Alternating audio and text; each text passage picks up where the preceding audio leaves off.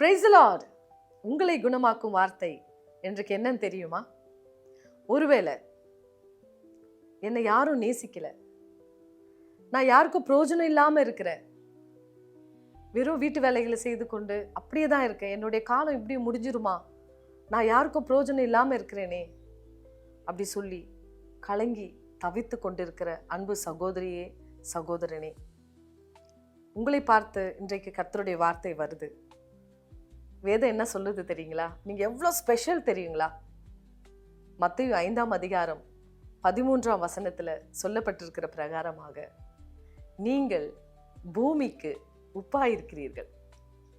இப்ப நம்ம நிறைய சமைப்போம், டேஸ்டா சமைப்போம், பிரியாணி சமைப்போம், மீன் குழம்பு செய்வோம், எல்லாம் சமைச்சாலும் அதுல உப்பு போடலைன்னா அது சுவையே கிடையாது. ஒரு ஜூஸ்ல கூட அந்த ஒரு பிஞ்ச் ஆஃப் சால்ட் போடலைன்னா அது ஜூஸ் சுவையே கிடையாது, எதுவுமே டேஸ்டே இருக்காது. அப்ப அந்த சுவை கொடுக்கறது, அந்த ஃப்ளேவர் ஆட் பண்றதே உப்பு தான்.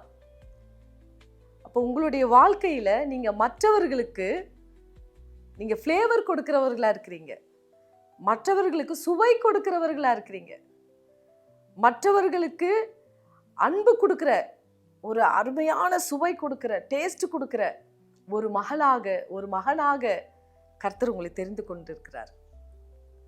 உப்பு சாதாரண விஷயம் இல்லை, அதுதான் டேஸ்ட். அப்போ உலகத்துக்கே நீங்க சுவை கொடுக்கிற ஒரு ஸ்பெஷல் பர்சனாக தான் ஆண்டவர் உங்களை தெரிந்து கொண்டிருக்கிறார். அதனால கலங்காதீங்க.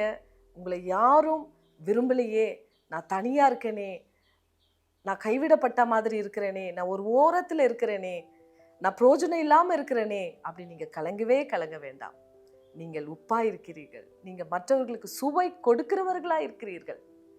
இதுதான் இன்றைக்கு ஆண்டவர் உங்களை குறித்து பேசுகிறதான வார்த்தை. நீங்கள் மற்றவர்களுக்கு சுவை கொடுக்கிறவர்களா இருக்கிறீங்க. அது வீட்டில் நீங்கள் வேலை செய்கிற இடங்கள்ல, படிக்கிற இடங்கள்ல, எங்கே இருந்தாலும் சரி, நீங்கள் டேஸ்ட் ஃப்ளேவரை ஆட் பண்ணுறவர்களா இருக்கீங்க.